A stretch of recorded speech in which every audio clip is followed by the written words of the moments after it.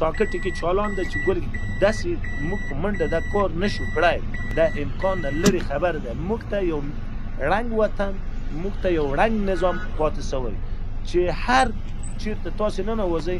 بله ورځ شجدرک ته یو هغه ته ورکشاپ ته یو پارکینګ ته زه ننوتم چې دغه کفار وتلي د موټرو په ماشینو کې مالګې او بوره او دا شیان یې اچولي دي، ماشینونه یې هغه جام کړي دي. یعنې داسې وضعیت موږ سره مخامخ شوي یو. مولوي صاحب محترم، دغه موټر چې دا تللی ډېر غلط کار یې کړی، د میډین اوښتی، موټر یې خراب کړی، د قانون د ترافیک قانون یې تر پښو لاندې کړی.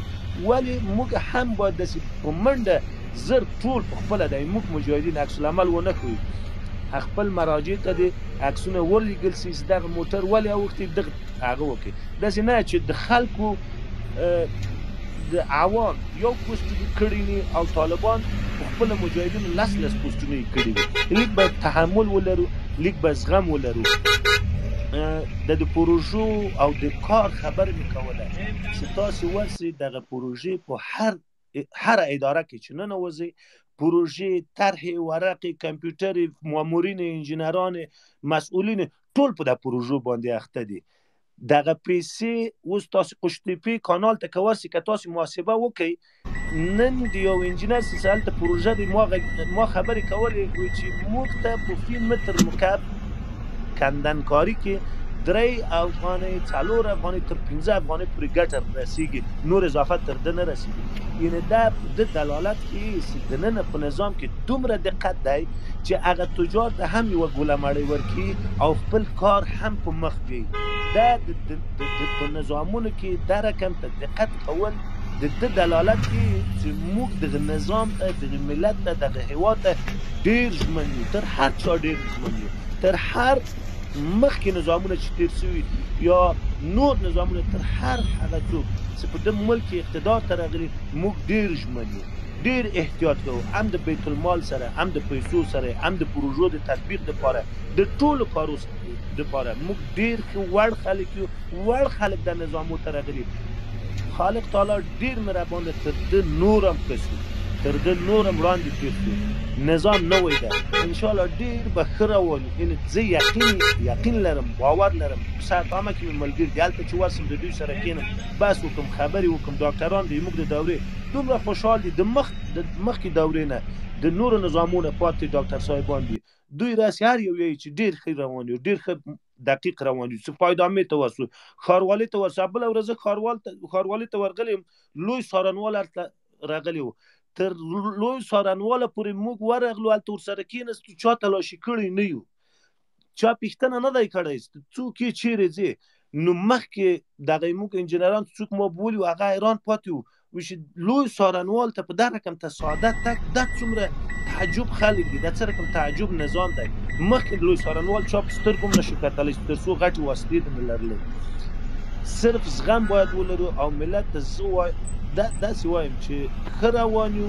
ګورئ زه د حق پیرو یم، دا نه چې زه طالب یم، دا نه چې زه امارتي یم، دا نه چې زه په دا نظام کې قسم د حق وایم، قسم د حق خبره کوم، د هیچ چا طرف ولکه وکړم، د حق طرفداري کوم. داسې نه چې زه اوس د دغه نظام طرفداري کوم، زه یې په خپلو سترګو ګورم، زه ینم. داسې نظام والله کوي د دغه نظام حمایت وکړي، تقویه وکړي، ښه په اخلاص یې وکړي، ورسره ودرېږئ.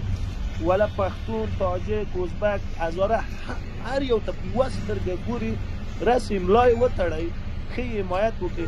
انشاءالله ډېر ښه روان یو، راتلونکي به ډېر ښه وو، انشاءالله په مخ روان یو. الله مو خوشحاله سرلوړي لره. خدای دې وکړي چې ما خبرې ډېرې تېزې سوي وي، زه کله ور داسې پروسې مولوي صاحب محترم، خدای دې مننه انجینر صاحب، الله دې کامیابه لره، الله دې اجرونه درکړي. دلته الحمدلله ټولو خبرې د قدر وړ دي او ټول ښې خبرې کوي. انشاءالله ټول د دې نظام او د دې وطن لپاره د خیر خبره کوي. انشاءالله هیڅ مشکل نشته. خیر مشکلات ستونزې دا زر نه هغه کېږي، وخت غواړي.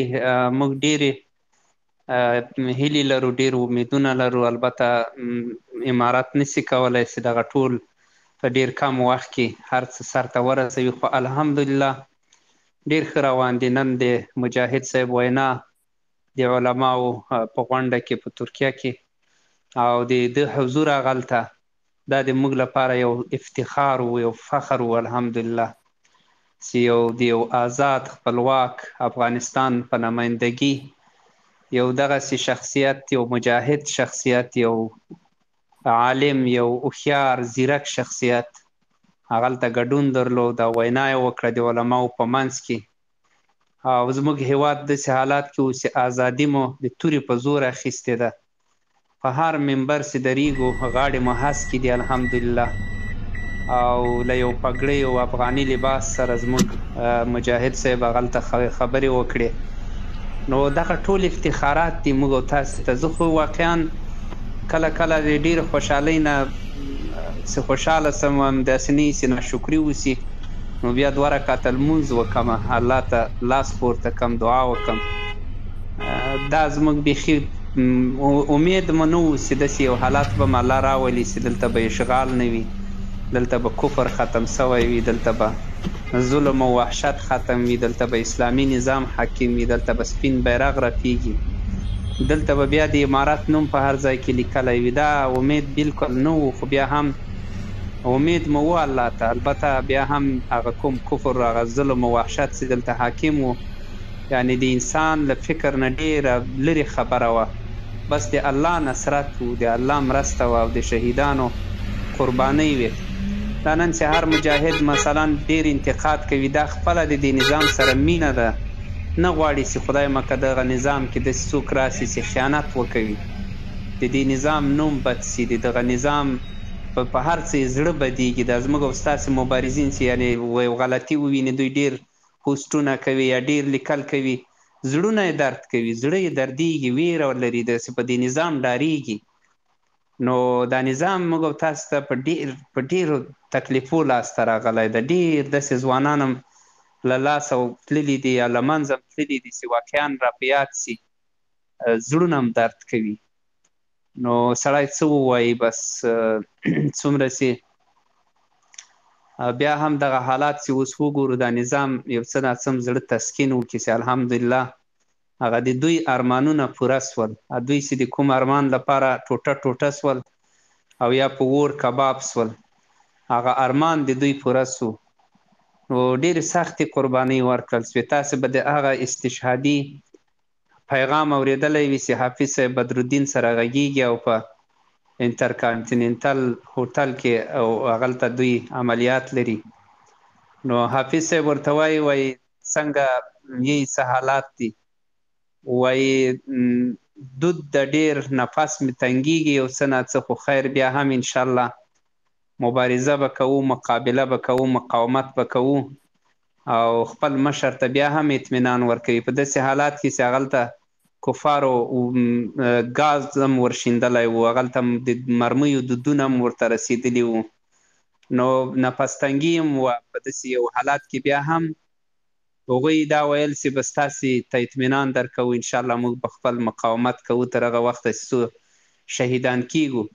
داسې پاکې عقیدې وې د مجاهدینو، دغسې یو سپېڅلي مجاهدین وو، د دوی د وینو برکت و چې نن الحمدلله داسې یو اسلامي نظام راغلی.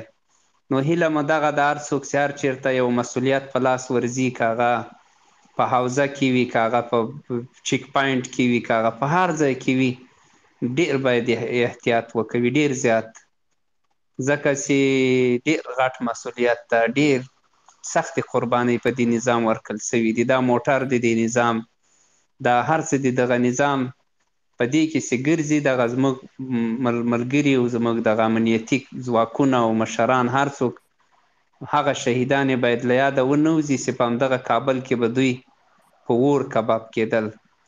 هغه شهیدان باید دوی یاد ولري چې په همدغه باګرام کې به دوی په سپیو خوړل کېدل، او هغه ظلمونه وحشتونه چې په خپلو کورونو کې به خلک په شهادت رسېدل. نو د دغه شهیدانو وینې باید له یاده ونه وځي، ډېر احتیاط وسي. او اخیري بل پیغام دا لرم، دلته ځینې د مبارزینو په نوم خاینان د دغه صف ته ګډ سوي. موږ خو همیشه دا خبره کوو چې ګورئ ورونو، ډېر احتیاط کوئ. زموږ دښمن له هر طرفه کوشش کوي چې زموږ صف وټه کوي، دغه صف کمزوری کړي، دغه صف ضعیفه کړي.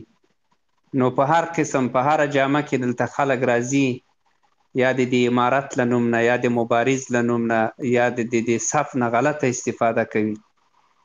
نو دغه خلکو ته ډیر متوجه اوسیږئ، ځکه دا ډیر غټ خاینان دي، دا خپله دغه صف له منځه تخریبوي.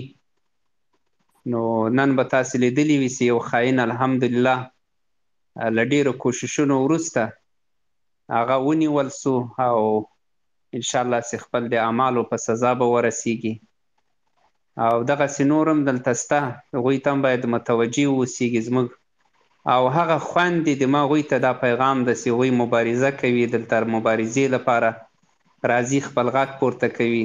تاسې کوشش کوئ چې په دغسې خاینانو اعتماد ونه کوئ، او ضرور هم نه ده چې تاسې دوی سره دومره زیات رابطه ولرئ چې خبره تر تصویر او تر دې شیانو چې پوه سوئ چې دغسې خاینان خلک دي باید بلاک یې کړئ، باید د دوی نه ځان لرې وساتئ.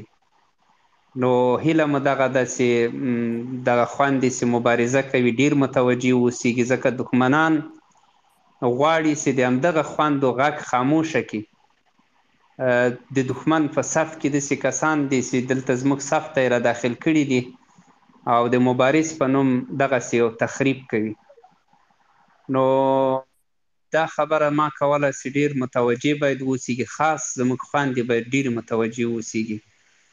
او اول خو ضرورت نسته ده چې یو څوک چا سره دومره زیات روابط جوړ کړي یا دومره زیات ورسره خبرې وکوي، ځکه دا شرعي هم ښه نه ده. مثلا صحیح ده په هغه چوکاټ کې چې یو ضرورت وي او ضرورت په اساس باندې خپله خبره وسي، او تر هغه زیات خبرې مثلا ګروپانو کې اچول او ګروپان جوړول او دا شیان څه معنا نه لري. نو هیله مو دغه ده چې دغسې خاینانو نه، دا مجاهدین نه دي، دا ګورئ مجاهد هېڅکله داسې